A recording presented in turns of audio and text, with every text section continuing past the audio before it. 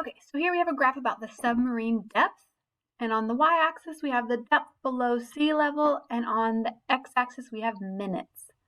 And it says which rate of change represents the graph below.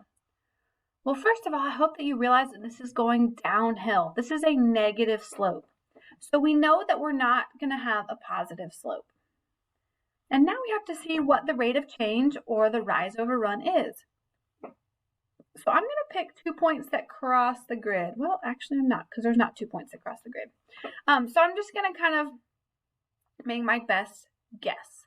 If I start right here and I go down to right here, I'm at negative 600 and I go down to like, I don't know, maybe negative 700 and over 10 minutes, right? Because the minutes is time. So this would probably be, I'm totally guessing here.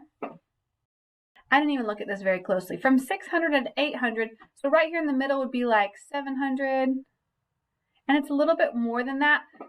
So it looks like it's going down about 150 from 600 to 750. So it looks like it's going down 150 and then over 10. So if we go down 150 over 10, and it is negative, it's going downhill. If we reduce that, that would be negative 15. So I think the slope here is negative 15 feet per minute. It can't be negative 200 feet per minute because we don't go down 200 feet every 1 minute. Like that would be a super steep line. So this is going down 150 feet per every 10 minutes, which is negative 15.